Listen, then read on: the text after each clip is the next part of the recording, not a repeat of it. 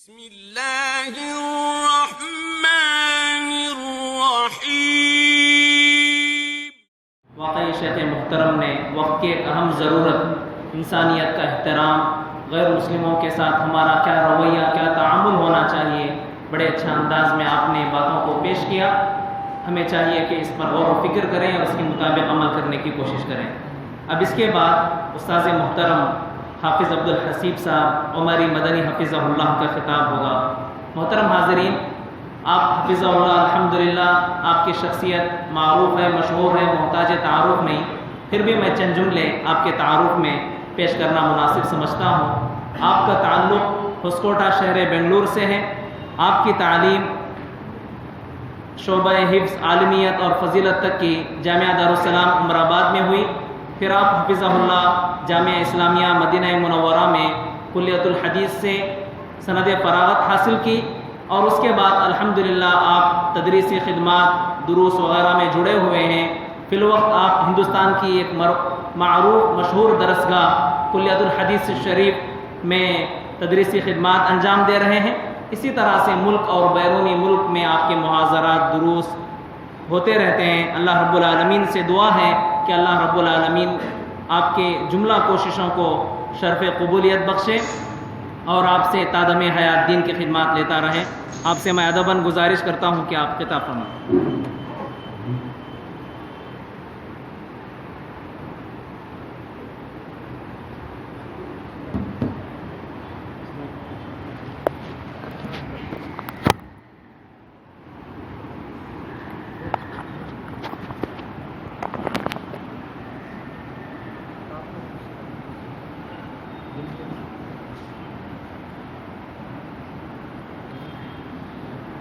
الحمد لله رب العالمين،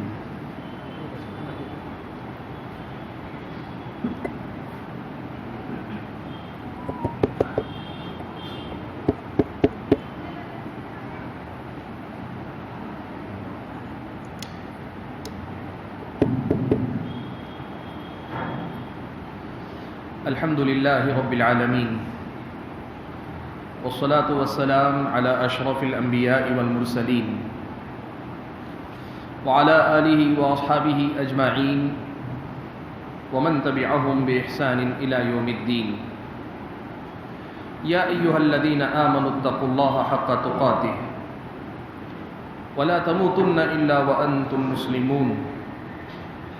يا أيها الناس اتقوا ربكم الذي خلقكم من نفس واحدة وخلق منها زوجها وبث منهما رجالا كثيرا ونساء واتقوا الله الذي تساءلون به والأرحام إن الله كان عليكم رقيبا۔ يا أيها الذين آمنوا اتقوا الله وقولوا قولا سديدا يصلح لكم أعمالكم ويغفر لكم ذنوبكم ومن يطع الله ورسوله فقد فاز فوزا عظيما۔ أما بعد فأعوذ بالله من الشيطان الرجيم، بسم الله الرحمن الرحيم، اهدنا الصراط المستقيم۔ لائق صد احترام صدر محترم، مجلس میں شریک انتہائی معزز علماء کرام، میرے اپنے بزرگوں، نوجوان بھائیوں اور پردہ نشین خواتین اسلام،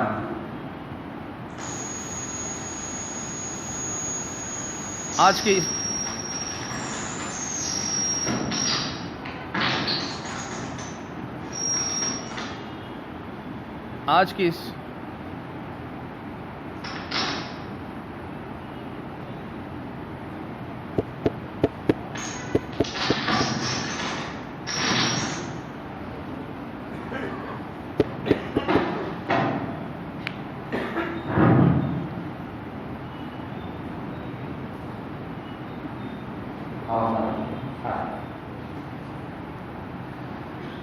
اس اجلاس میں میرے لیے یہ بات بڑی ہی خوشی اور مسرت کی ہے کہ آپ کے اس شہر میں جو کہ ایک عظیم ادارے کے حوالے سے اپنی بین الاقوامی پہچان بھی رکھتا ہے اور یہاں کے لوگوں کے اندر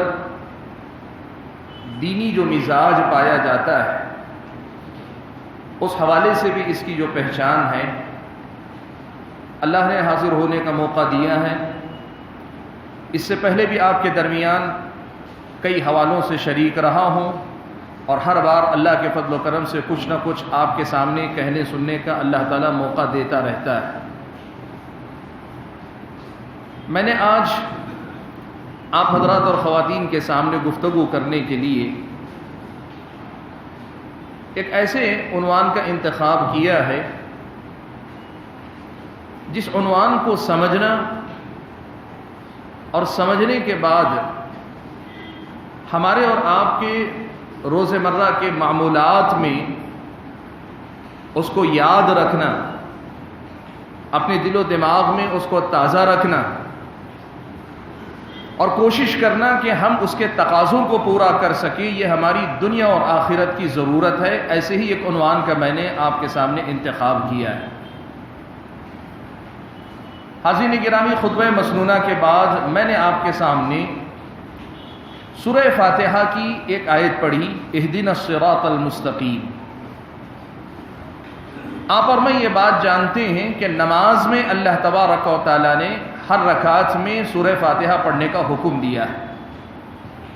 نبی علیہ الصلاۃ والسلام نے یہ بات بیان فرمائی کہ لا صلاۃ لمن لم یقرأ بفاتحۃ الکتاب، اس آدمی کی نماز ہی نہیں ہے جو سورہ فاتحہ نہ پڑھے۔ یہ مسئلہ ہم سب جانتے ہیں، مانتے ہیں اور اللہ کے فضل و کرم سے اس پر عمل بھی کرتے ہیں، وہ فرض ہو کہ نفل ہو، وہ امام کے ساتھ بجامات ہو کہ ہم انفرادی طور پہ نماز پڑھتے ہوں، وہ ہم کہیں بھی ہوں، ہر نماز میں ہم سورہ فاتحہ کی تلاوت کرتے ہیں۔ یہ جو سورہ فاتحہ ہے، اس سورۃ فاتحہ کے اندر جو باتیں اللہ تبارک و تعالیٰ نے میرے اور آپ کے سامنے بیان کی ہیں، ان میں سے ہر بات بڑی گہری ہے۔ اسی لیے اس سورت کو اللہ تعالیٰ نے ام الکتاب کہا، یہ کتاب کا خلاصہ ہے یہ سورت۔ یہ جو سورت ہے پورے قرآن مجید کا نچوڑ ہے، خلاصہ ہے، اللہ تعالیٰ نے یہ بات بیان فرمائی۔ اور جب یہ سورت پوری کتاب پورے قرآن مجید کا خلاصہ ہے تو اس کا مطلب یہ ہوا کہ اس سورت کی ایک ایک آیت اپنے آپ میں بڑی گہری آیت ہے، یہ اپنے اندر بڑا گہرا معنی رکھتی ہے، اور ہم جب ہر دن یہ سورت پڑھتے ہیں تو ان معانی کو یاد رکھ کر، ان معانی کو سمجھ کر پڑھنا یہ زیادہ بہتر ہوا کرتا ہے۔ اسی لیے آج میں نے مناسب سمجھا کہ اس سورت کی ایک بڑی مشہور آیت جو ہم سب پڑھتے ہیں، اس آیت کا ایک اہم پیغام آج آپ حضرات اور خواتین کو یاد دلاؤں۔ اللہ نے ہم اور آپ کو یہ سکھایا ہے سورہ فاتحہ میں کہ ہم اللہ تعالیٰ سے یہ دعا مانگیں کہ اہدنا الصراط المستقیم، کہ ہمیں صراط مستقیم پر چلا، ہمیں صراط مستقیم پر چلا، صراط مستقیم کی ہدایت ہمیں نصیب فرما، صراط مستقیم کی ہدایت ہم اور آپ کو عطا ہو، ہمیں صراط مستقیم کی طرف رہنمائی ملے، رہنمائی کے ساتھ اس پر چلنے کی توفیق ملے، یہ ہماری اور آپ کی بہت بڑی ضرورت ہے۔ سوال یہ ہے کہ اس آیت میں اللہ تبارک و تعالیٰ نے یہ جو کہا اہدینا، اے اللہ تعالیٰ ہمیں ہدایت دے، ہدایت عطا فرما، اس ہدایت کا مطلب کیا ہے؟ اس ہدایت کی میری اور آپ کی زندگی میں ضرورت کیا ہے؟ اور یہ ہدایت کب مجھ کو اور آپ کو ملتی ہے؟ اور یہ ہدایت کب مجھ سے اور آپ سے چھین لی جاتی ہے؟ یہ ایک ایسا مسئلہ ہے جس مسئلے کو ہمیں بڑی گہرائی کے ساتھ سمجھنا ضروری ہے۔ بھائیوں، یہ جو ہدایت کا مسئلہ اور یہ ہدایت کی ہماری اور آپ کی زندگی میں ضرورت کا معاملہ ہے، اور یہ ہدایت ہم اور آپ کو کب ملتی ہے، کیسے ملتی ہے، اور کب ہم اور آپ کے چاہنے کے باوجود یہ ہدایت ہم سے چھین لی جا سکتی ہے، اس معاملے کو سمجھے بنا ہم اور آپ صحیح معنوں میں ہدایت یافتہ نہیں ہو سکتے. ہم اور آپ صحیح معنوں میں اللہ تعالیٰ کے وہ بندے نہیں ہو سکتے جن بندوں کو اللہ تعالیٰ کی طرف سے اس ہدایت سے مالا مال کیا جاتا ہے, نوازا جاتا ہے, اللہ تعالیٰ کی طرف سے ہدایت جن کو عطا کی جاتی ہے. اسی لیے میں نے یہ بات مناسب سمجھی کہ آج آپ حضرات کے سامنے اسی ہدایت کے مسئلے کی تفصیل ایک مرتبہ بطور یاد دہانی کے رکھ لوں کہ ہمیں ہماری زندگی میں ہدایت کیوں چاہیے. اللہ تبارک و تعالیٰ کی طرف سے یہ ہدایت ہمیں اور آپ کو نصیب ہو, ہمیں ملے, یہ کیوں ضروری ہے ہم اور آپ کو, ہماری اور آپ کی زندگی میں اس کی ضرورت کہاں ہے. اگر ہم اس سوال کا جواب قرآن مجید میں تلاش کرنا چاہیں تو اللہ تبارک و تعالیٰ نے یہ مسئلہ بیان فرمایا کہ ابھی اللہ تعالیٰ نے مجھ کو اور آپ کو پیدا نہیں کیا تھا اس دنیا کے اندر. اللہ تبارک و تعالیٰ نے آدم علیہ السلام کو جب زمین پر اتارا, جنت سے اتار کر جب زمین پہ اللہ تبارک و تعالیٰ نے بھیجا تو اللہ تبارک و تعالیٰ نے کہا قُلْنَا اهْبِطُوا مِنْهَا جَمِيعًا, ہم نے کہا تم سب کے سب زمین پہ اتر جاؤ. فَإِمَّا يَأْتِيَنَّكُم مِّنِّي هُدًى, پھر اس کے بعد اگر تمہارے پاس میری طرف سے ہدایت آئے, رہنمائی آئے, میری طرف سے پیغام آئے, یہ ہدایت اگر تمہارے پاس پہنچے تو کیا ہوگا؟ تم میں سے جو آدمی فمن تبع ہدای, میری اس ہدایت کا پیروکار بنے گا, میری اس ہدایت کو اپنائے گا, تو اللہ تبارک و تعالیٰ نے فرمایا فلا خوف علیہم ولا هم يحزنون. اللہ نے فرمایا تم لوگوں کو یا ایسے ہدایت کو اپنا لینے والوں کو, ہدایت یافتہ ہو جانے والوں کو نہ تو کسی بات کا ڈر ہوگا اور نہ ہی کسی بات پر وہ غم کریں گے. مفسرین کرام نے لکھا ہے اس آیت میں اللہ تبارک و تعالیٰ نے ہدایت کا یہ فائدہ بتلایا ہے کہ جس آدمی کو اس دنیا میں ہدایت نصیب ہو جاتی ہے پھر وہ انسان اس قدر زیادہ کامیاب ہو جاتا ہے کہ اسے مستقبل کو لے کر کسی قسم کا خوف نہیں, اسے اپنے مستقبل کے بارے میں کسی قسم کا اندیشہ رکھنے کی ضرورت نہیں. ہدایت ملنا اپنے آپ میں کامیابی ہے. ہدایت مل جانے کے بعد آدمی کو آئندہ کی ضمانت مل جاتی ہے. جب تک آپ ہدایت پر ہیں, جب تک آپ کا رشتہ ہدایت سے جڑا ہوا ہے, جب تک آپ کا تعلق اس ہدایت سے مضبوط ہے, آپ کے اپنے مستقبل کی ضمانت ہے. فلا خوف علیہم, انہیں خوف کھانے کی ضرورت نہیں. آپ کا مستقبل مضمون ہے, ضمانت ہے, آپ کے مستقبل کے حوالے سے گارنٹی ہے کہ اگر ہدایت آپ کو مجھ کو نصیب ہو جاتی ہے, یہ ہدایت مستقبل کی گارنٹی ہے. ولا هم يحزنون, یہ بھی اللہ نے کہا کہ یہ لوگ غمزدہ بھی نہیں ہوگے. مفسرین نے لکھا کہ ہدایت کے مل جانے کے بعد دنیا کی کوئی اور چیز ملے نہ ملے, ہدایت اتنی بڑی نعمت ہے کہ جس کو اس ہدایت کے ملنے کے بعد اس نعمت کا احساس ہو جائے گا کہ کتنی بڑی نعمت اللہ نے ہدایت کی شکل میں مجھے عطا کی ہے, تو پھر دنیا میں کسی بھی چھوٹ جانے, کسی بھی چیز کے رہ جانے یا کسی بھی محرومی کا شکار ہونے کا غم انسان کے اندر باقی نہیں رہے گا.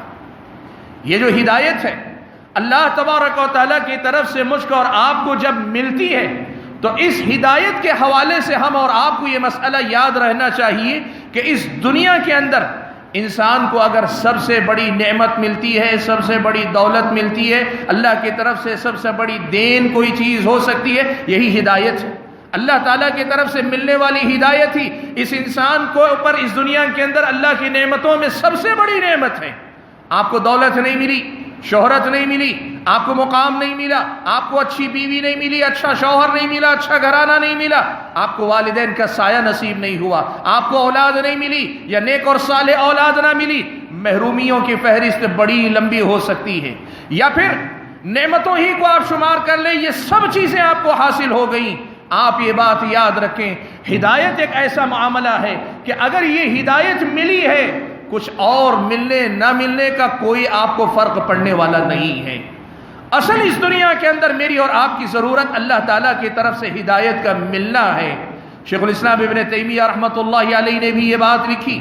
علامہ ابن قیم رحمۃ اللہ علیہ نے تو یہاں تک لکھا کہ ایک انسان کو روزانہ صبح سے شام تک کھانے پینے کی جس قدر زیادہ ضرورت ہے, اس سے کہیں زیادہ اس بات کی ضرورت ہے کہ بندے کو صبح سے شام تک اللہ کی طرف سے ہدایت ملتی رہے.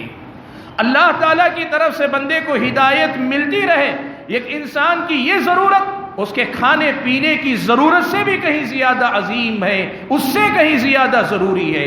بھائیو، اسی لیے آج اس ہدایت کو پہچاننا، اس ہدایت کے مفہوم کو سمجھنا، اور یہ ہدایت کیسے ملتی ہے، کیسے اسے حاصل کیا جاتا ہے، اس کو سیکھنا اور اس کو سنبھالے رکھنا، اور یہ بھی جاننا کہ کب کیسے کہاں سے یہ ہدایت میرے اور آپ کے ہاتھ سے نکل سکتی ہے، چھوٹ سکتی ہے، کب ہدایت سے محروم کر دیے جاتے ہیں، اس کو پہچان کر اس سے بچنے کی کوشش کرنا، یہی میری اور آپ کی زندگی کا اصل امتحان ہے۔ اسی کو اللہ تعالیٰ نے زندگی کی آزمائش اور امتحان کہا ہے کہ دنیا میں ہم اور آپ آئے ہیں، دنیا سے جائیں گے، لیکن اگر اس دنیا سے ہم اپنے ساتھ لے کر جائیں گے تو جو کچھ لے کر جائیں گے وہ اسی ہدایت اور ہدایت سے جڑے ہوئے معاملات ہوں گے جو ہم اور آپ اپنے ساتھ لے کر جائیں گے۔ آئیے میں آپ کے سامنے قرآن و سنت کی روشنی میں یہ جو ہدایت ہے، اس ہدایت کے حوالے سے کچھ باتیں رکھنا چاہتا ہوں۔ قرآن مجید اگر آپ پڑھ کر دیکھیں تو لفظ ہدایت کو قرآن مجید میں 4 الگ الگ معنوں میں ذکر کیا گیا ہے۔ قرآن مجید میں ہدایت کو 4 الگ الگ معنوں میں ذکر کیا گیا ہے۔ 2 معنی ایسے ہیں کہ ان کو زیادہ گہرائی میں جا کے سمجھنے کی ضرورت نہیں، لیکن 2 معنی ہدایت کے ایسے ہیں جن کو سمجھنا آج میری اور آپ کی بڑی اہم ضرورت ہے۔ ہدایت کا پہلا معنی جو قرآن مجید میں ذکر کیا گیا، ہدایت اللہ تبارک و تعالیٰ نے انسان کو فطری طور پر جو باتیں سکھائی ہوئی ہیں اس کو اللہ تبارک و تعالیٰ نے قرآن میں اللہ کی ہدایت قرار دیا ہے۔ اللہ تعالیٰ نے اسے بندے کو دی گئی اپنی ہدایت کہا ہے۔ اللہ نے فرمایا والذی قدر فہدی، انسان کی تخلیق کا تذکرہ کرنے کے بعد اللہ نے فرمایا وہی رب ہے، وہی ذات ہے جس نے سارے معاملات مقدر کیے اور انسان کو ہدایت دی۔ یہ کون سی ہدایت ہے؟ حضرت ابن عباس رضی اللہ تعالی عنہما بیان فرماتے ہیں، کہتے ہیں کہ اس ہدایت سے مراد ہر انسان کے اندر بلکہ ہر جاندار کے اندر اللہ تبارک و تعالیٰ نے فطری طور پر کچھ باتوں کی سیکھ رکھی، کچھ چیزوں کی سیکھ اللہ نے رکھی ہے، اسے یہاں ہدایت کا نام اللہ تعالیٰ نے دیا ہے۔ مثال دیتے ہوئے حضرت ابن عباس کہتے ہیں جیسے پیدا ہونے والا بچہ، جو بچہ پیدا ہوا ہے ابھی، اسے اللہ تعالیٰ نے سکھایا ہوا ہے کہ بھوک لگتی ہے تو رونا چاہیے، اسے اللہ تعالیٰ نے سکھایا ہے کہ ماں جب تجھے اپنے سینے سے لگائے تو تجھے جو ہے اپنے دودھ کو کیسے پینا چاہیے۔ یہ کوئی ماں بچے کو سکھاتی نہیں، اللہ تبارک و تعالیٰ کی طرف سے اس بچے کو قدرتی نظام کے مطابق سکھایا جاتا ہے۔ ایسے ہی اگر آپ دیکھتے جائیں زندگی کے بہت سے معاملات ہیں، اللہ تبارک و تعالیٰ نے خود انسان کو اور انسانوں کے علاوہ دیگر جانداروں کو سکھایا ہے، جو فطری باتیں ان کو سکھائی گئیں جن سے ان کی زندگی کے معمولات برقرار رہتے ہیں، ان کی زندگی کے معمولات چلتے رہتے ہیں۔ اس کو اللہ نے قرآن میں ہدایت کہا۔ ایک ہدایت یہ ہے، یا قرآن کے اندر ہدایت کا ایک معنی یہ ہے۔ ہدایت کا ایک دوسرا معنی قرآن مجید میں آیا ہے، اللہ نے فرمایا فَاهْدُوهُمْ إِلَى صِرَاطِ الْجَحِيمِ، اللہ نے فرمایا فَاهْدُوهُمْ إِلَى صِرَاطِ الْجَحِيمِ، جہنمیوں کو جہنم تک لے جا کے چھوڑ کر آؤ، لے جا کر پہنچا کر آؤ، جہنم میں جھونک کر آؤ۔ یہ روز قیامت اللہ تبارک و تعالی جہنمیوں کے متعلق فرشتوں سے کہے گا کہ ان کو جہنم کا راستہ دکھاؤ نہیں، پکڑ کر لے جاؤ، لے جا کے جہنم میں جھونک کر آؤ۔ خذوہ فغلوہ، ان کو پکڑو، ان کو جکڑو، ثم الجحیم صلوہ، پھر انہیں جہنم کے اندر لے جا کے داخل کر دو، جھونک دو۔ اسی پیغام کو، اسی معنی کو اللہ تعالیٰ نے ہدایت کہا ہے، یعنی جہنم کے راستے پر جو ان کی منزل ہے اس تک ان کو پہنچانے کے لیے فرشتوں کو مکلف کرنا۔ بھائیو، ہم عرف عام میں بول چال میں جب ہدایت کہتے ہیں تو یہ دونوں معنی اس میں داخل نہیں ہوتے ہیں، ہماری یہ مراد نہیں ہوتی، لیکن اس سے ہٹ کر ہم جسے ہدایت کہتے ہیں، جس کی دعا ہم سورہ فاتحہ میں پڑھتے ہیں، ہم جس ہدایت کے اللہ تعالیٰ سے طلبگار ہوتے ہیں، وہ مزید 2 قسم کی ہدایت ہے۔ ان میں سے ایک ہدایت کا معنی ہوتا ہے صحیح بات کی پہچان عطا کرنا، صحیح اور غلط کی پہچان عطا کرنا، توحید اور شرک کا فرق بتلانا، سنت اور بدعت کا فرق بتلانا، نیکی اور گناہ کا فرق بتلانا، آدمی کو بتانا کہ صحیح کیا ہے، غلط کیا ہے، بھلا کیا ہے، برا کیا ہے، کون سا کام ثواب کا ہے، کون سا کام عذاب کا ہے۔ یہ پیغام اللہ تعالیٰ ہی کی طرف سے آتا ہے، اللہ تعالیٰ جو بتائے وہی صحیح ہے، اور اللہ تعالیٰ جسے قرار دے غلط ہے وہی غلط ہے۔ یہ ہدایت کا پہلا درجہ ہے جو ہم اور آپ کو اپنی زندگی میں چاہیے، یہ ہدایت کا پہلا درجہ۔ اور یہ جو درجہ ہے، پہلی بات تو آپ سمجھیں، یہ ہدایت بھی اللہ تعالیٰ ہی کی طرف سے ملتی ہے۔ ہمیں اس دنیا کے اندر، ہم اور آپ کو، وہ جو بات اللہ تعالیٰ نے کہی کہ جب میں تمہیں زمین پہ بھیج رہا ہوں تمہارے پاس میری طرف سے ہدایت آئے گی، میری طرف سے رہنمائی آئے گی، میری طرف سے پیغام آئے گا جو تمہیں بتائے گا توحید کیا ہے، شرک کیا ہے، صحیح کیا ہے، غلط کیا ہے، سنت کیا ہے، بدعت کیا ہے، ثواب کہاں ملے گا، عذاب کہاں ملے گا، کون سی چیز اللہ تعالیٰ کے پاس بھلی ہے، کون سی چیز اللہ کے پاس بری ہے۔ یہ حق و باطل کی پہچان کا معاملہ، یہ صحیح اور غلط کا معیار، یہ اللہ تبارک و تعالیٰ ہی کی طرف سے آتا ہے، اور بندوں کو چاہیے کہ کتاب و سنت کے اسی پیغام کی روشنی میں حق و باطل کی پہچان کریں۔ یہ بات یاد رکھیں کہ اس دنیا کے اندر بھلے اور برے کی تمیز لوگ اپنی عقل سے بھی کرتے ہیں، بھلے اور برے کی تمیز سماج کے مزاج کو دیکھ کر کرتے ہیں، بھلے اور برے کی تمیز سامنے والے کی پسند اور ناپسند کو دیکھ کر کرتے ہیں، بھلے اور برے کی تمیز نفع و نقصان کے پیمانے پر بھی کرتے ہیں، بھلے اور برے کی تمیز کرنے والے پیمانے لوگوں کے پاس بے شمار ہیں۔ اللہ تبارک و تعالیٰ نے قرآن مجید کے اندر یہ مسئلہ واضح طور پہ بیان فرمایا کہ لوگوں دیکھو، ہدایت کا یہ جو معاملہ، حق و باطل کی جو پہچان ہو سکتی ہے، یہ پہچان تمہیں اگر ملے گی اللہ تعالیٰ کی طرف سے ملے گی کہ اللہ تعالیٰ ہی الہادی ہے، ہدایت دینے والا ہے، اللہ ہی ہدایت دیتا ہے۔ یہ ہدایت تمہیں ملے گی، قرآن سے ملے گی کہ اللہ نے فرمایا وَإِنَّكَ لَتَهْدِي إِلَى صِرَاطٍ مُسْتَقِيمٍ کہ اے محمد صلی اللہ علیہ، یہ ہدایت قرآن سے ملے گی۔ اللہ نے فرمایا إِنَّ هَذَا الْقُرْآنَ يَهْدِي لِلَّتِي هِيَ أَقْوَمُ، یہ قرآن اس راستے کی طرف رہنمائی کرتا ہے جو راستہ سب سے سیدھا ہے۔ قرآن آپ کو بتائے گا کہ صحیح کیا ہے، غلط کیا ہے، نبی علیہ الصلوۃ والسلام بتائیں گے کہ صحیح کیا ہے، غلط کیا ہے۔ وَإِنَّكَ لَتَهْدِي إِلَى صِرَاطٍ مُسْتَقِيمٍ، اے محمد صلی اللہ علیہ وسلم آپ صراط مستقیم کی طرف رہنمائی کرتے ہیں، صحیح اور غلط کی پہچان دیتے ہیں۔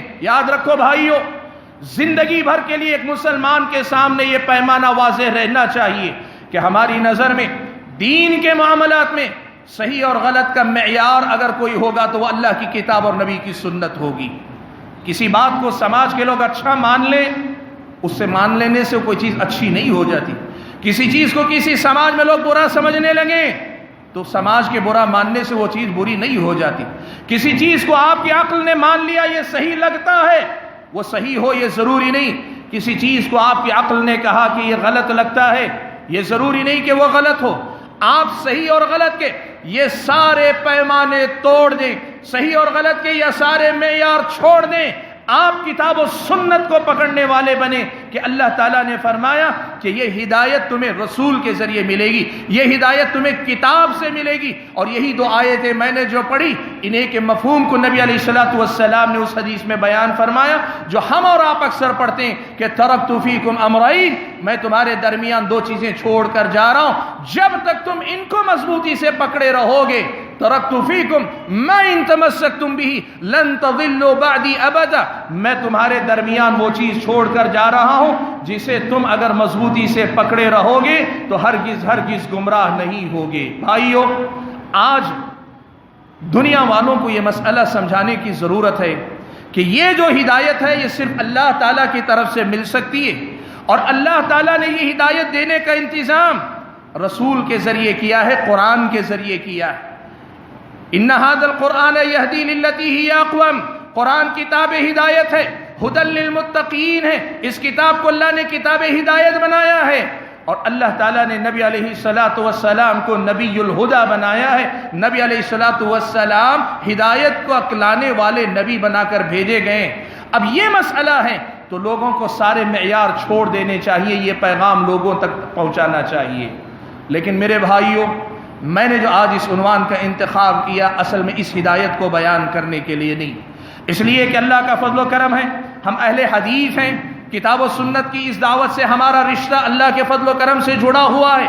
ہمارے اور آپ کے سامنے ہدایت کا یہ تصور کہ قرآن و سنت ہی ہدایت ہے، قرآن و سنت ہی میں ہدایت ہے، قرآن و سنت کو چھوڑ کر کسی اور طرف جائیں گے تو گمراہ ہوں گے، اللہ کا فضل و کرم ہے، یہ ہمارے پاس بات معروف ہے۔ اسی لیے خوابوں کے چکر میں ہم نہیں پڑتے، خوابوں کے چکر میں ہم اور آپ مبتلا نہیں ہوتے، ہم اور آپ پیر و فقیر کے چکر میں مبتلا نہیں ہوتے، ہم اور آپ ائمہ علماء مجتہدین کی محنتوں سے فائدہ اٹھاتے ہیں، لیکن تقلید شخصی اور مسلک پرستی کے چکر میں ہم نہیں پڑتے۔ یہ اللہ تعالیٰ کا فضل و کرم ہے کہ ہم عقل پرستی کے پیچھے نہیں پڑتے۔ اللہ کا یہ فضل و کرم ہے کہ ہمیں یہ معلوم ہے کہ ہدایت اگر ہے تو وہ اللہ کی کتاب اور نبی کی سنت ہے۔ لیکن میرے بھائیوں، جو بات آج آپ کے سامنے اصل میں رکھنا چاہتا ہوں وہ یہ کہ ہدایت کا معاملہ اللہ کی طرف سے یہیں تک نہیں ہے۔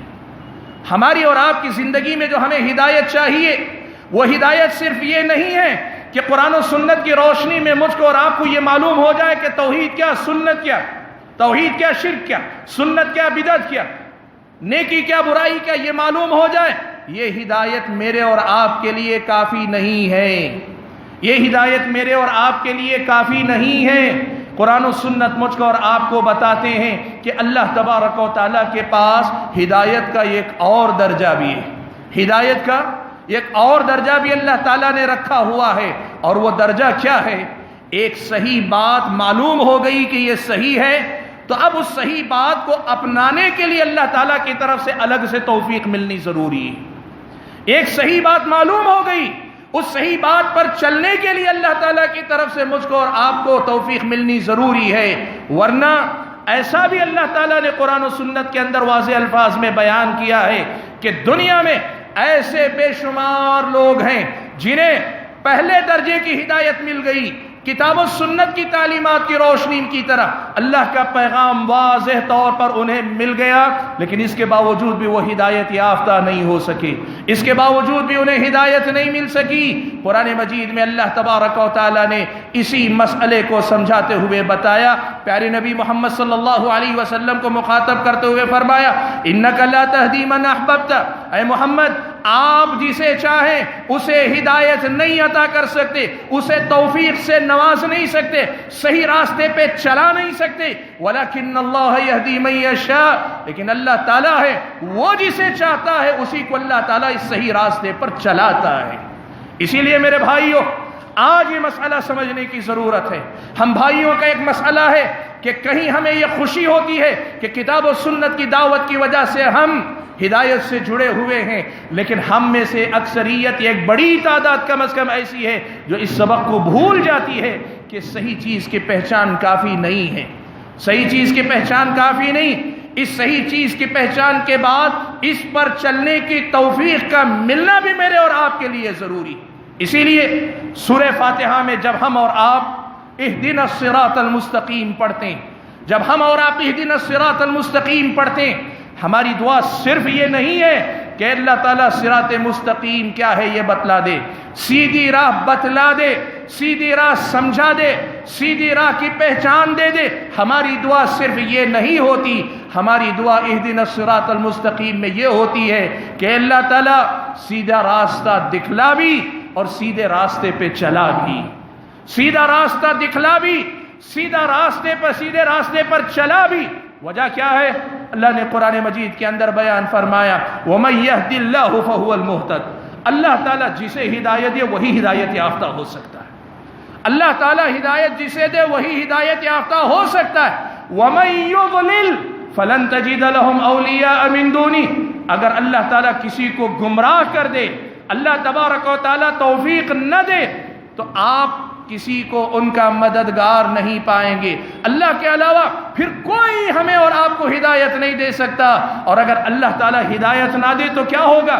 وَنَحْشُرُهُمْ يَوْمَ الْقِيَامَةِ عَلَىٰ وُجُوهِهِمْ عُمْيًا وَبُكْمًا وَصُمًّا، روز قیامت اللہ نے کہا ایسے غیر ہدایت یافتہ لوگوں کو، توفیق سے محروم لوگوں کو، جن کو اللہ تعالیٰ کی طرف سے توفیق نصیب نہیں ہوتی، ایسے لوگوں کو اللہ تعالیٰ اندھا بنا کر قیامت کے دن اٹھائے گا، اللہ تعالیٰ گونگا بنا کر اٹھائے گا، اللہ تبارک و تعالیٰ ان کو بہرا بنا کر اٹھائے گا، اور کیا ہوگا؟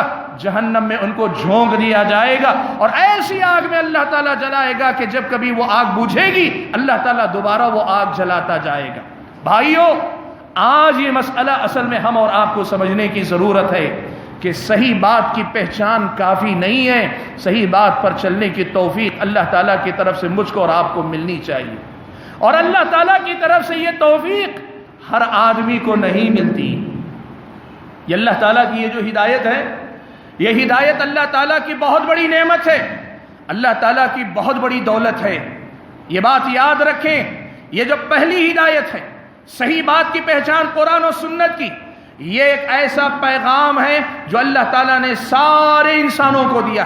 یہ ہدایت سارے انسانوں کو ملتی، یہ پہچان سارے انسانوں کو دی جاتی ہے، لیکن اس کے بعد ہدایت پر عمل کرنے کی توفیق اللہ تعالیٰ ہر کسی کو نہیں دیتا ہے۔ ہر آدمی اس ہدایت کے لائق نہیں ہوتا۔ ہم اور آپ کو یہ بات سمجھنی چاہیے کہ ہمیں اپنے آپ کو اللہ تعالیٰ کے پاس اس ہدایت کا لائق بنا کر پیش کرنا پڑے گا۔ اگر اللہ تعالیٰ ہم سے خوش ہوگا، اللہ کو ہم راضی کر لے جائیں گے، اپنے آپ کو اس قابل بتا پائیں گے، تبھی اللہ تعالیٰ کی طرف سے مجھ کو اور آپ کو توفیق ملے گی، ورنہ حق کی پہچان ہوگی، حق ہماری زندگی میں نہیں ہوگا۔ ہمیں باطل کی پہچان ہوگی، پھر بھی باطل سے ہمارا رشتہ کہیں نہ کہیں جڑا رہے گا۔ آج آپ دیکھیں، ہمیں نیکیاں معلوم نہیں ہیں، کیا ہمیں نیکیاں معلوم نہیں ہیں؟ لیکن کیا جتنی نیکیاں معلوم ہے اتنی نیکیوں کو ہم اپنی زندگی میں کرتے ہیں؟ کیوں نہیں کرتے؟ جب نیکیاں معلوم ہیں کیوں نہیں کرتے؟ اور میں اس کو یوں کہتا ہوں، کیوں نہیں کر پاتے؟ کیوں نہیں کر پاتے؟ یہ کیوں ہے کہ نیکی ہمیں معلوم ہے لیکن نیکی کرنا ہم سے ہو نہیں پاتا ہے؟ کیا ہمیں برائیوں کا پتہ نہیں ہے؟ گناہ ہمیں معلوم نہیں، لیکن اس کے باوجود کیا ہم گناہ سے بچ رہے ہیں؟ کیا ہم گناہوں سے بچ پاتے ہیں؟ کیوں نہیں بچ پا رہے ہیں؟ بھائیو، اللہ تبارک و تعالیٰ کی طرف سے ہدایت کا یہ درجہ جسے ہم توفیق کہتے ہیں، یہ اللہ تعالیٰ کا بڑا ہی قیمتی تحفہ ہے۔ رب جس بندے کو اس کے لائق سمجھے گا اسی کو دے گا، اور ہم اور آپ کو اپنے آپ کو اس لائق بنانے کے لیے محنت کرنی پڑے گی، کوشش کرنی پڑے گی، اور اس ہدایت کے سلسلے میں ہمارے اندر تڑپ ہونی چاہیے۔ ہدایت صرف یہ نہیں، تڑپ صرف یہ نہیں کہ اللہ صحیح غلط بتلا دے، اصل ہدایت تو یہ ہے کہ جو بتلایا ہے اس پہ چلا دے، اس کی توفیق عطا کر دے۔ اس کی فکر مجھ کو اور آپ کو کرنی چاہیے۔ سبحان اللہ، آپ دیکھو حضرت ابراہیم علیہ السلام کے بارے میں اللہ تعالیٰ نے قرآن مجید میں ایک مسئلہ نقل کیا۔ حضرت ابراہیم کون تھے؟ ان ابراہیم کان امۃ قانتا للہ حنیفا ولم یک من المشرکین۔ شرک سے ان کا کوئی تعلق نہیں تھا، کبھی شرک سے کوئی تعلق نہیں رکھا، توحید کے امام تھے، ساری قوم کو توحید پڑھائی، ساری قوم کو توحید سمجھائی، اور اس کے باوجود اللہ تبارک و تعالیٰ سے جو دعائیں حضرت ابراہیم نے کی، ان دعاؤں میں سے ایک دعا یہ بھی تھی کہ حضرت ابراہیم علیہ السلام نے کہا وَجْنُبْنِي وَبَنِيَّ أَن نَعْبُدَ الْأَصْنَامَ، اے اللہ تعالیٰ میری اور میرے بچوں کی حفاظت کرنا کہ کہیں ہم بت پرستی میں نہ چلے جائیں۔ بھائیو، کہ حضرت ابراہیم علیہ السلام کو یہ معلوم نہیں تھا کہ یہ شرک ہے، یہ توحید ہے؟ حضرت ابراہیم علیہ السلام کو معلوم بھی ہے، ساری زندگی یہی سبق پڑھایا ہے، امتوں کو سمجھایا ہے، اپنی پوری قوم کو سدھارنے کی کوشش کی ہے۔ توحید اور شرک کا سبق ابراہیم سے زیادہ اچھا کون پڑھائے گا؟ حضرت ابراہیم علیہ السلام سے زیادہ توحید اور شرک کا فرق کون بتلائے گا؟ لیکن اس کے باوجود حضرت ابراہیم علیہ السلام یہ دعا کرتے ہیں وَجْنُبْنِي وَبَنِيَّ أَن نَعْبُدَ الْأَصْنَامَ، اے اللہ تعالیٰ میری بھی اور میرے بچوں کی بھی حفاظت کرنا، مجھے بھی اور میرے بچوں کو بھی تو بچانا۔ یہ جو فکر حضرت ابراہیم کی ہے، یہی فکر آج آپ میرے اندر ہونی چاہیے، آپ کے اندر ہونی چاہیے، ہمارے اور آپ کے اندر ہونی چاہیے کہ اے اللہ تعالیٰ صرف ہم اور آپ ہم کو صحیح اور غلط کی پہچان نہ دے، دوسرے الفاظ میں ہمیں صرف علم نہ دے، ہمیں عمل عطا کر دے، ہمیں صرف علم نہ دے، ہمیں عمل عطا کر دے۔ اے اللہ تعالیٰ صرف ہم اور آپ کو پہچان نہ دے، پہچان کے ساتھ عمل کی توفیق عطا کر دے۔ یہ دعا ہم اور آپ کو اللہ تعالیٰ سے کرنی چاہیے، اور اس ہدایت کی فکر مجھ کو اور آپ کو کرنی چاہیے۔ بھائیو، یہ ہدایت کیسے ملے گی، کیسے ہم اور آپ سے چھن جائے گی؟ اس سلسلے میں قرآن و سنت میں کچھ باتیں بتائی گئی ہیں۔ میرے بچے کچھ وقت میں کوشش کروں گا کہ اس حوالے سے 4-5 اہم باتیں آپ کے سامنے رکھوں کہ کیسے ہم اللہ تعالیٰ کی اس ہدایت کو پانے کے لیے کوشش کریں، کیسے اپنے آپ کو اس ہدایت سے محروم ہونے سے بچا سکیں، اس کے لیے ہمیں کیا کرنا پڑے گا، یہ ہم اور آپ قرآن و سنت کی تعلیمات کی روشنی میں دیکھ لیں۔ سب سے پہلی بات، پیارے نبی صلی اللہ علیہ وسلم نے فرمایا کہ اللہ تعالیٰ نے فرمایا، حدیث قدسی ہے، اللہ نے فرمایا یا عبادی کلکم ضال الا من ہدیتہ، اے میرے بندو تم سب کے سب گمراہ ہو، تم سب کے سب گمراہی پر ہو سوائے اس کے جس کو میں ہدایت دوں، تم سب کے سب گمراہی پر ہو سوائے اس کے جس کو میں ہدایت دوں۔ تو تمہیں کرنا کیا چاہیے؟ فاستہدونی اہدکم، تم مجھ سے ہدایت کی بھیک مانگو، تم مانگو اللہ تعالیٰ سے، فاستہدونی، اللہ تعالیٰ سے مانگو گڑ گڑا کر کے، اللہ تعالیٰ تو ہمیں ہدایت عطا کر دے، اہدکم، جب مانگو گے تو میں تمہیں ہدایت دوں گا، توفیق طلب کرو گے تو میں تمہیں توفیق دوں گا۔ بھائیو، یہ مانگ کر لی جانے والی چیز ہے، یہ میری اور آپ کی عقل کا کمال نہیں ہے، یہ میری اور آپ کی صلاحیت کا کمال نہیں ہے کہ ہم بڑے قابل ہیں، ہم پہچان لیتے ہیں صحیح کیا ہے غلط ہے۔ اللہ کے بندو، صحیح اور غلط کی پہچان سے آدمی کو توفیق نہیں ملا کرتی، صحیح اور غلط کی پہچان کے بعد اللہ تعالیٰ سے مانگنے سے توفیق ملتی ہے۔ اسی لیے اللہ تعالیٰ نے ہر نماز میں سورہ فاتحہ پڑھنے کا حکم دیا، تو اس سورہ فاتحہ کے اندر یہ آیت بھی اللہ نے نازل فرمائی کہ اہدنا الصراط المستقیم، اسی لیے ہر نماز میں ہدایت مانگنے کا حکم دیا۔ آپ سوچیں اس دنیا کے اندر آدمی نماز میں اللہ کے سامنے کھڑا ہے، اس سے زیادہ ہدایت کا مقام کیا ہے؟ اللہ تعالیٰ کہتا ہے کہ اس ہدایت کے مقام پہ کھڑے ہو کر بھی ہدایت مانگو، اس ہدایت کے مقام پہ کھڑے ہو کر بھی ہدایت مانگو، یہ تمہاری ضرورت ہے کہ رب ہدایت نہ دے تو تم ہدایت نہیں پا سکتے۔ فاستہدونی، مانگو ہدایت مجھ سے، طلب کرو ہدایت مجھ سے، گڑ گڑاؤ میرے سامنے، اللہ تعالیٰ سے دعا کرو، اللہ تعالیٰ سے مانگو کہ اللہ تعالیٰ ہمیں ہدایت دینا، اہدنا الصراط المستقیم، اے اللہ تعالیٰ تیری ہدایت ہمیں نصیب فرما، تیری طرف سے توفیق سے ہمیں تو مالا مال فرما۔ میرے بھائیو، یہ دعا کرو۔ آج آپ بتاؤ ہم میں سے کتنے لوگ ہیں جو اس ہدایت کے طلبگار بن کر اللہ کے سامنے دعا کرتے ہیں؟ یہ ہم دعا کتنی کرتے ہیں کہ اللہ تعالیٰ کبھی اپنی توفیق سے محروم مت کرنا، ہمیشہ تیری توفیق کا سایہ ہم پر رہے، تیری توفیق ہمیشہ ہمارے حصے میں آتی رہے، تو ہمیشہ ہمیں مالا مال رکھ۔ یہ دعا ہم کتنی کرتے ہیں، یہ ہمیں اور آپ کو جائزہ لینے کی ضرورت ہے۔ یاد رکھو میرے بھائیو، یاد رکھو، اگر اللہ تعالیٰ کی طرف سے توفیق نہیں ملے گی، توحید اور شرک کو جاننے والا آدمی بھی شرک میں مبتلا ہو سکتا ہے۔ اللہ تعالیٰ کی طرف سے ہدایت نہیں ملے گی، سنت اور بدعت کے فرق کو جاننے والا بھی بدعتی ہو جا سکتا ہے۔ اللہ تعالیٰ کی طرف سے توفیق نہیں ملے گی، یہ میرے اور آپ کے روز کا تجربہ ہے، نیکیاں پہچان کر بھی نیکی نہیں کر پائیں گے، برائی کو جان کر بھی برائی سے نہیں بچ پائیں گے۔ اس لیے مانگا کرو اللہ سے، اللہ کے سامنے گڑ گڑاؤ، دامن پھیلاؤ، بھکاری بنو اللہ تعالیٰ کے سامنے کہ اللہ تعالیٰ تو ہمیں ہدایت دے۔ جس قدر ہم اپنی اولاد کا مستقبل مانگتے ہیں، اپنے گھر بار کی اپنی صحت مانگتے ہیں، ہم اور آپ اپنی زندگی کا چین و سکون مانگتے ہیں، ہم دنیا کی دولت مانگتے ہیں، سب کچھ مانگتے ہیں، بھائیو ان سب سے بڑھ کر ہمیں ہدایت کی دعا کرنی چاہیے۔ سب سے زیادہ دعا اگر ہماری زندگی میں ہو، یہ دعا ہو کہ اہدنا الصراط المستقیم، اے ہمارے رب ہمیں تو ہدایت عطا فرما، کہ تیری ہدایت کے ہم محتاج ہیں، پل پل محتاج، ہر پل محتاج ہیں۔ تو اگر نظر پھیر لے تو ہمیں کون ہدایت دے گا؟ تو اگر نہ چلائے، توفیق نہ دے، ہم کیسے چل پائیں گے؟ قدم ہے، طاقت ہے، آنکھیں ہیں، بصارت ہے، سماعت ہے، سنتے ہیں، لیکن اگر تو نہ دے تو حق کو دیکھ نہیں پائیں گے، حق کو سن نہیں پائیں گے۔ عقل دی ہے لیکن عقل کے ذریعے حق کو نہیں پہچان پائیں گے، دل دیا ہے لیکن صحیح فیصلہ نہیں کر پائیں گے، یہ ہاتھ پیر دیے ہیں لیکن ان کے ذریعے تیری بندگی نہیں کر پائیں گے اگر تو ہدایت نہ دے۔ اللہ کے سامنے گڑ گڑا کر یہ دعا مانگے، یہ پہلا راستہ ہے جہاں سے ہم اور آپ کو ہدایت ملتی ہے۔ دوسری بات جو قرآن و سنت میں مجھ کو اور آپ کو ملتی ہے کہ ہدایت کے سلسلے میں ہم اور آپ کو کیا کرنا چاہیے۔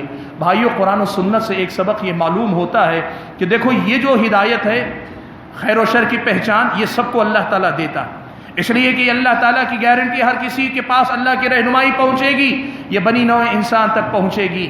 لیکن اس ہدایت کے پہنچنے کے بعد بندہ خود آگے بڑھ کر لپک کر نہ لے، آگے بڑھ کر خود لینے کی کوشش نہ کرے، اللہ تعالیٰ بھی پھر توفیق نہیں عطا کرتا ہے۔ قرآن کی آیت آپ کے سامنے پڑھی گئی، آپ کے دل میں وہ احساس ہونا چاہیے کہ یہ قرآن مجھ سے مخاطب ہے، اور اس جذبے سے آپ جب قرآن پڑھیں گے، سنیں گے، اللہ تعالیٰ قرآن کی اس آیت پہ عمل کرنے کے لیے آپ کے دل کو کھول دے گا، آپ کے دماغ کو کھول دے گا، آپ کے اندر اللہ تعالیٰ توفیق کا مادہ بھر دے گا اللہ تعالیٰ۔ لیکن اگر بے نیازی ہو، ایک قسم کی لاپرواہی ہو، یا ایک قسم کے آدمی کے اندر بے اعتنائی ہو، آدمی اپنے آپ کو بے نیاز تصور کرے، اللہ تعالیٰ کہتا ہے یا ایھا الناس انتم الفقراء الی اللہ واللہ هو الغنی الحمید، لوگوں یاد رکھو تم اللہ کے محتاج ہو، رب تمہارا محتاج نہیں، وہ بے نیاز ہے۔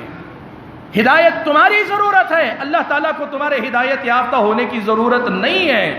اللہ کے نبی نے کہا نا، حدیث قدسی میں اللہ کے نبی نے کہا کہ لو ان اولکم وآخرکم وانسکم وجنکم كانوا على اتقى قلب رجل واحد منکم ما زاد ذلك في ملکی شیئا۔ اللہ کے بندو سنو، تم سارے کے سارے انسان ابتدا سے لے کے انتہا تک، اور انسان ہی نہیں، دوسری مکلف مخلوق انس جن، یہ بھی اول سے لے کے آخر تک سارے کے سارے مل کر دنیا کے اندر تقوی کا جو سب سے اعلیٰ معیار ہو سکتا ہے، سب سے متقی انسان کا جو درجہ ہو سکتا ہے، اس درجے کے متقی بن جائیں، ما زاد ذلک فی ملکی شیئا، میری بادشاہت میں اس سے کچھ بھی بڑھنے والا نہیں، اضافہ ہونے والا نہیں۔ اور یہ بھی اللہ نے فرمایا، یہی باتیں دوہرا کر کہا اگر یہ سارے کے سارے مل کر دنیا کے سب سے بدترین انسان کا جو مقام ہو سکتا ہے اس قدر زیادہ برے، بدکار، خطاکار، گنہگار ہو جائیں، ما نقص ذلک من ملکی شیئا، میری بادشاہت میں کسی قسم کی کوئی کمی نہیں آئے گی۔ اللہ تعالیٰ آپ تک پیغام پہنچا رہا ہے۔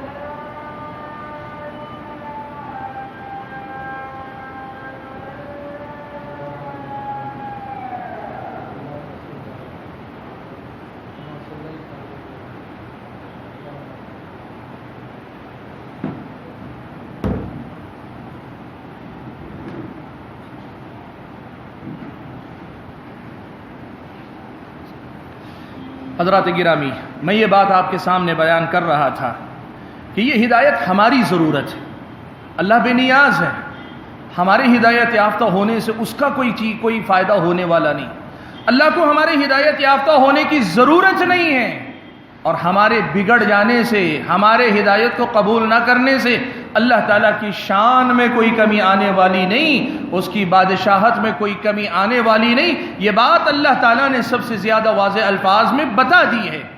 اس کا مطلب یہ ہوا کہ جب ہدایت میری اور آپ کی ضرورت ہے تو ہمارے اور آپ کے اندر ضرورت مند انسان والے کیفیت ہونی چاہیے۔ ہم اور آپ کو اپنے آپ کو ہدایت کا محتاج ظاہر کرنا چاہیے۔ یاد رکھو بھائیو، جب اللہ تعالیٰ کی طرف سے ہدایت آتی ہے، اور آدمی اپنے آپ کو محتاج بنا کر، عاجز بن کر، سر جھکا کر قبول کرتا ہے، اللہ تعالیٰ کی طرف سے مالا مال کر دیا جاتا ہے۔ لیکن اگر آدمی یہاں تکبر کرتا ہے، اکڑتا ہے، اپنے آپ کو ہدایت سے زیادہ اونچا سمجھتا ہے، یا پھر اسے اپنی ضرورت نہیں سمجھتا، اللہ تعالیٰ بھی پھر بندوں کو ہدایت نہیں عطا فرماتا۔ اللہ نے فرمایا وَأَمَّا ثَمُودُ فَهَدَيْنَاهُمْ، اللہ نے فرمایا وَأَمَّا ثَمُودُ فَهَدَيْنَاهُمْ فَاسْتَحَبُّوا الْعَمَى عَلَى الْهُدَى فَأَخَذَتْهُمْ صَاعِقَةُ الْعَذَابِ الْهُونِ، اللہ نے فرمایا قوم سمود کا معاملہ بیان کرتے ہوئے، ان کے پاس ہماری ہدایت آئی، یعنی ہمارا پیغام آیا، وہ جو رہنمائی والی ہدایت ہے وہ ہدایت پہنچی، ہونا کیا چاہیے تھا؟ خوش ہو جاتے، لپک لیتے، اپنا لیتے، قبول کرتے، سینے سے لگا لیتے، اللہ تعالیٰ کے شکر گزار ہو جاتے۔ انہوں نے ایسا کچھ نہیں کیا۔ فَاسْتَحَبُّوا الْعَمَى عَلَى الْهُدَى، اس ہدایت کے مقابلے میں اندھے پن کا مظاہرہ کرنے کی کوشش کی، دیکھ کر اندیکھی کی، سن کر انسنی کی، نبی کے پیغام کو سن کر بھی کانوں کو اپنے بند کر لیا، نگاہوں کو اپنی پھیر لیا، اللہ تعالیٰ کے دین کو یا اللہ کی ہدایت کو لپک کر نہیں اپنایا، تو اللہ نے کیا کہا؟ اللہ نے بھٹکا دیا، اللہ نے گمراہ کر دیا۔ اللہ تعالیٰ نے کیا کیا؟ اللہ تبارک و تعالیٰ نے اس انسان کو، ان لوگوں کو اللہ تعالیٰ نے راستے سے بھٹکا دیا، اور نتیجے میں فَأَخَذَتْهُمْ صَاعِقَةُ الْعَذَابِ الْهُونِ، رسوا کرنے والی عذاب کی کڑک نے آ کر انہیں پکڑ لیا، اللہ تعالیٰ کے عذاب نے انہیں مبتلا ہلاک کر دیا۔ اسی لیے میرے بھائیوں، یہ بات یاد رکھنا، یہ بات یاد رکھنا، ہدایت اس کو ملتی ہے جو ہدایت کا متلاشی ہوتا ہے، ہدایت کی تلاش ہونی چاہیے، ہدایت کی جستجو ہونی چاہیے، ہدایت کے لیے تڑپ ہونی چاہیے۔ اللہ نے فرمایا وَالَّذِينَ جَاهَدُوا فِينَا لَنَهْدِيَنَّهُمْ سُبُلَنَا، جو لوگ ہمارے راستے میں کوشش کرتے ہیں، لَنَهْدِيَنَّهُمْ سُبُلَنَا، ہم انہیں اپنے راستوں پر چلاتے۔ اللہ تعالیٰ کے دین کا راستہ اتنا سستا نہیں کہ ہر غیر نتھو خیرے کو مل جائے، ایسا نہیں ہو سکتا۔ ہم اور آپ کو ثابت کرنا پڑے گا کہ ہم ضرورت مند ہیں، تب اللہ تعالیٰ کی طرف سے ملے گی۔ ایک بات یہ بھی یاد رکھنا میرے بھائیوں، قرآن و سنت یہ بھی مجھ کو اور آپ کو بتلاتے ہیں کہ اگر ہدایت کی حفاظت کرنی ہے یا ہدایت حاصل کرنا ہے تو اپنے دل کو ہر قسم کے مرض سے پاک رکھنا پڑے گا، دل پاک رکھنا پڑے گا۔ اگر دل پاک نہیں ہوگا، شرک سے پاک نہیں، بدعتوں کی محبت سے پاک نہیں ہے، گناہوں کی محبت سے پاک نہیں ہے، تو پھر یہ دل کے اندر کا ٹیڑھ پن جو ہوتا ہے، یہ ٹیڑھ پن آدمی کو گمراہی کی طرف لے کر جاتا ہے۔ اللہ نے دعا سکھائی ربنا لا تزغ قلوبنا بعد اذ ہدیتنا، اے اللہ تعالیٰ تو نے ہدایت دی، ہدایت پر آج ہیں، لیکن ہمارے دل میں ایسا کوئی ٹیڑھ پن نہ لا، ایسا کوئی خلل نہ لا، ایسی کوئی کمزوری نہ لا کہ ہدایت کے بعد پھر ہم گمراہ ہو جائیں، ایسا نہ ہونے پائے۔ اسی لیے اللہ نے قرآن میں یہ بات بیان فرمائی، اللہ نے کہا یضل بہ کثیرا ویہدی بہ کثیرا، یہ قرآن یا دوسری تفسیر کے مطابق یہ مچھر کی مثال، مکھی کی جو مثال اللہ نے مچھر کی مثال دی، کہا اس مثال کے ذریعے اللہ تعالیٰ بہت سے لوگوں کو ہدایت بھی دیتا ہے اور اسی مثال کو بہت سارے لوگوں کی گمراہی کا بھی سبب بنا دیتا ہے۔ یعنی قرآن کے اندر آئی ہوئی بات ہدایت کے بجائے بعض لوگوں کی گمراہی کا سبب بن جاتی ہے۔ قرآن کیا ہے؟ کتاب ہدایت ہے، کتاب ضلالت نہیں۔ قرآن کتاب ہدایت ہے، کتاب ضلالت نہیں۔ لیکن جب دلوں کے اندر ٹیڑھ پن آ جائے، دل صاف نہ ہو، شرک کی محبت سے پاک نہ ہو، آبا و اجداد کے غلط طریقوں کو ماننے، ان سے محبت کے نام پہ ان پہ اصرار کرنے کا مزاج ہو، بدعتوں سے محبت ہو، یہ ٹیڑھ پن ہدایت سے محروم کر دے گا۔ اللہ نے فرمایا یضل بہ کثیرا ویہدی بہ کثیرا، اسی مثال کے ذریعے بہت سے لوگوں کو اللہ گمراہ بھی کرتا ہے، اسی کے ذریعے بہت سو کو ہدایت بھی دیتا ہے۔ اور آگے کہا وما یضل بہ الا الفاسقین، گمراہ کس کو کرتا ہے؟ جو خود پہلے سے ہٹے ہوئے ہوتے ہیں، خود اللہ تعالیٰ کی بندگی کی راہ سے ہٹے ہوئے، اپنے آپ پر، اپنے دل پر ہدایت کے دروازے بند کیے ہوئے، ایسے لوگوں کے لیے قرآن بھی کتاب ہدایت نہیں ہوتا، بلکہ قرآن کی باتیں ان کی گمراہی کا سبب بن جاتی ہیں۔ اللہ نے فرمایا، اللہ تعالیٰ نے یہ بھی بیان فرمایا فَأَمَّا الَّذِينَ فِي قُلُوبِهِمْ زَيْغٌ فَيَتَّبِعُونَ مَا تَشَابَهَ مِنْهُ ابْتِغَاءَ الْفِتْنَةِ وَابْتِغَاءَ تَأْوِيلِهِ، اللہ نے کہا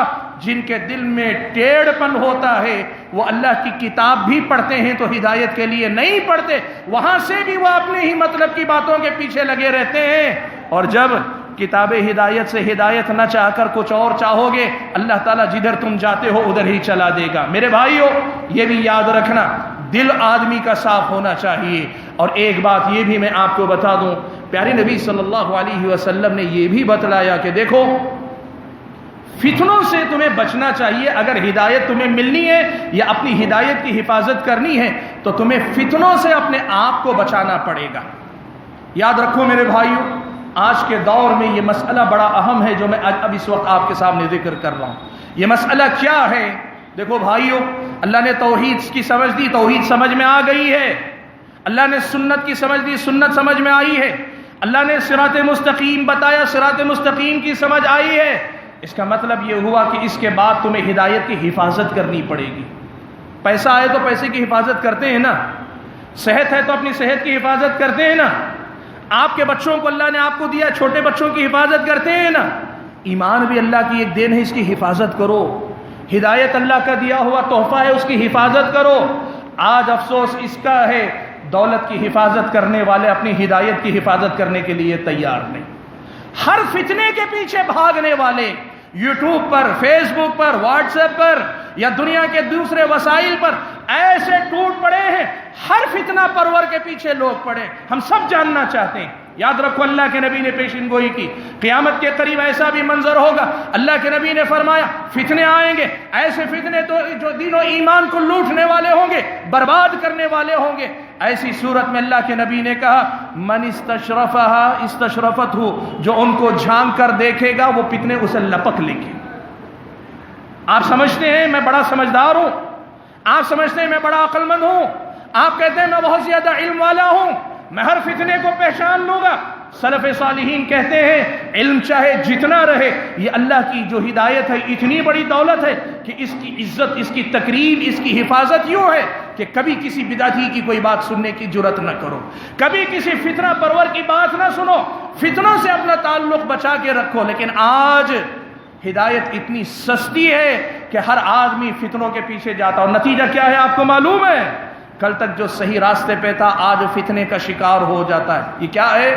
اللہ کی دی ہوئی ہدایت کی تم قدر نہیں کر سکتے، اللہ تعالیٰ کے پاس بھی تمہاری کوئی قدر باقی نہیں رہ جاتی۔ تم اگر ہدایت کی حفاظت نہیں کر سکتے، اللہ تعالیٰ بھی تمہاری ہدایت کی حفاظت نہیں کرے گا۔ تمہیں اپنی حفاظت کرنی ہے، فتنوں سے بچو، فتنوں سے بچو۔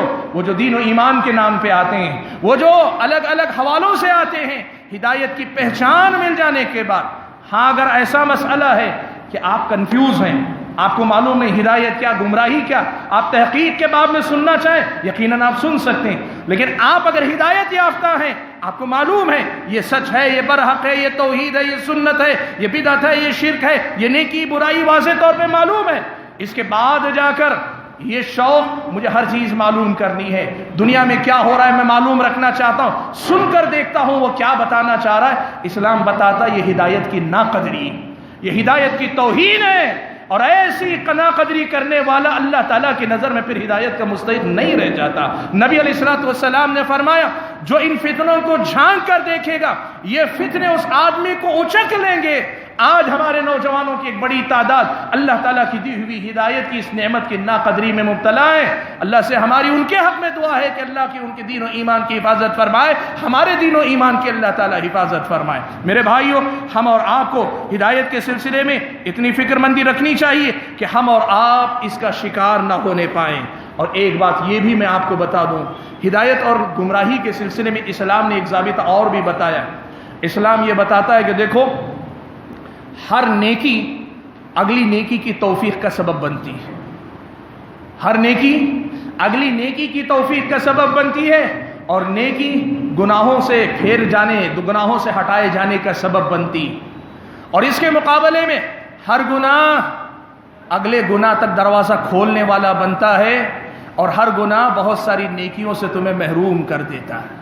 اس لیے میرے بھائیوں، ہدایت کی حفاظت کی فکر، ہدایت کی طلب اگر ہمارے اندر ہے، یہ بھی ہونا چاہیے کہ ہماری ہر نیکی اگلی نیکی کا دروازہ بھی ہو۔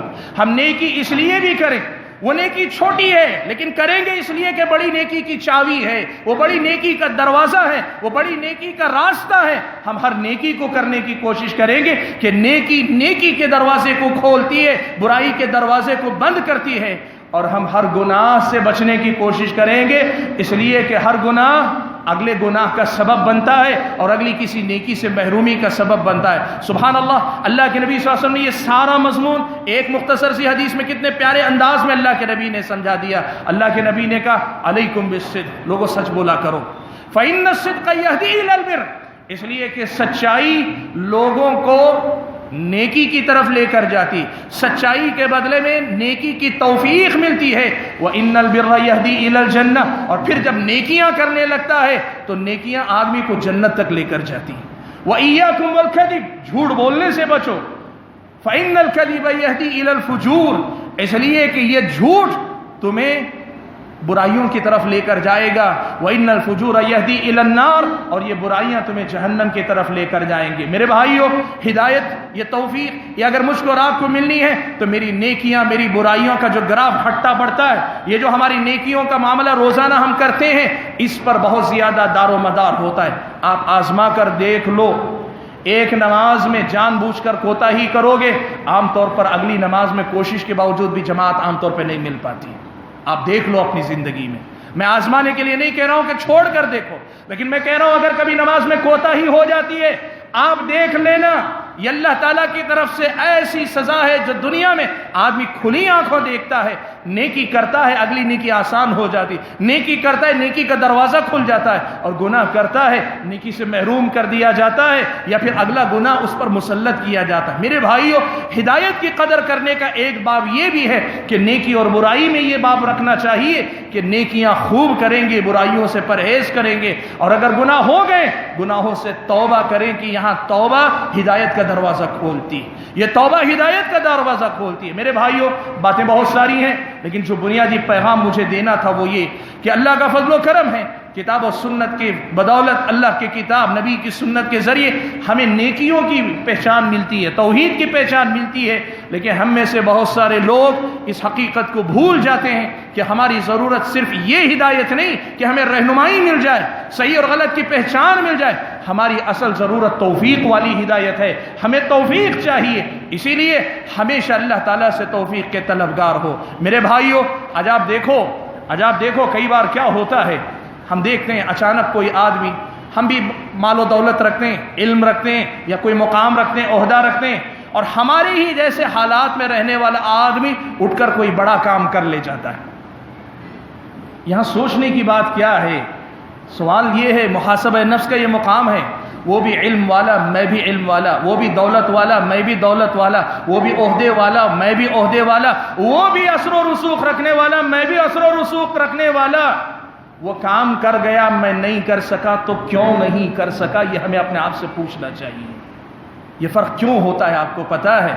فرق یہ ہوتا ہے کہ شاید اس کے اندر کہیں کوئی تڑپ تھی، کوئی کوشش تھی، جستجو تھی، اللہ نے اسے توفیق دے دی۔ شاید ہمارے اندر بے نیازی تھی، لاپرواہی تھی، اللہ نے ہمیں محروم کر دیا۔ ورنہ ایک جیسے دو لوگوں میں سے ایک کر لے جائے، دوسرا پیچھے رہ جائے، یہ کیوں ہوتا ہے اس دنیا کے اندر؟ ایسا کیوں ہوتا ہے؟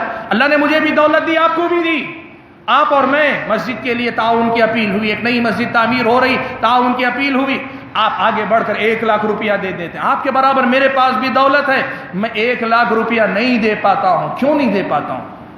کیوں نہیں دے پاتا ہوں؟ کیوں نہیں ہو پاتا ہے مجھ سے؟ یہ وہی ہدایت سے محرومی والی بات ہے۔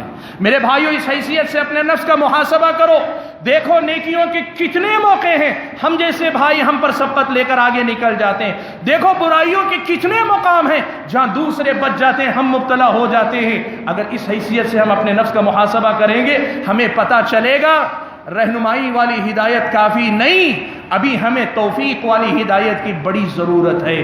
اور اگر یہ چاہیے تو پھر جو باتیں میں نے گنائی اور اس کے علاوہ بھی اہل علم جو کتاب و سنت کی روشنی میں کبھی آپ کے سامنے رکھیں، ان کی روشنی میں ہدایت کے طلبگار بنے۔ بھائیو، مختصر الفاظ میں یہی پیغام دینا چاہتا ہوں کہ اللہ تعالیٰ نے سورہ فاتحہ میں مجھ کو اور آپ کو سکھایا، بتلایا کہ اہدنا الصراط المستقیم، یہ دعا مانگو، اس کی کوشش کرو کہ اللہ تعالیٰ سیدھا راستہ دکھلا بھی اور سیدھے راستے پر چلا بھی اللہ سے میں دعا کرتا ہوں کہ اللہ تعالیٰ ان دونوں قسم کی ہدایتوں سے ہم اور آپ سب کو مالا مال رکھے.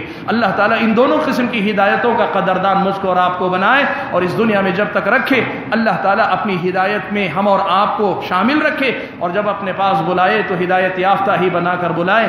آمین. وآخر دعوانا ان الحمدللہ رب العالمین.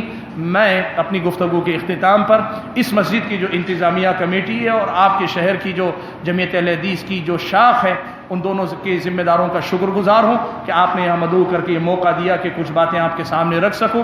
اور پھر ہمارے اپنے وہ تمام اہل علم بھائی جو اس مجلس میں شریک ہیں ان کا شکر گزار ہوں کہ بڑے صبر و تحمل کے ساتھ آپ نے میری گفتگو سنی. اور استاد محترم میں گرچہ میں نے پڑھا نہیں ہے لیکن ایسی مجلسوں میں بیٹھ کر بھی پھر بھی ہم استاد ہی محسوس کرتے ہیں. میں اکثر ایک بات کہتا ہوں اور آج بھی میں نے کچھ اپنے بھائیوں کے سامنے کہی بات کہ آپ جیسے لوگوں کو دیکھتے ہیں تو لگتا ہے کہ ہمارے سروں پر ابھی بزرگوں کا سایہ باقی ہے اور ہماری یہ دعا ہے کہ اللہ تعالیٰ آپ جیسے بزرگوں کا سایہ ایک لمبے مدت تک ہمارے اوپر باقی رکھے. اللہ آپ کو صحت و تندرستی کے ساتھ اللہ تعالیٰ دین کی خدمت کرتے ہوئے اللہ تعالیٰ درازی عمر عطا فرمائے. آمین. وآخر دعوانا الحمدللہ رب العالمین.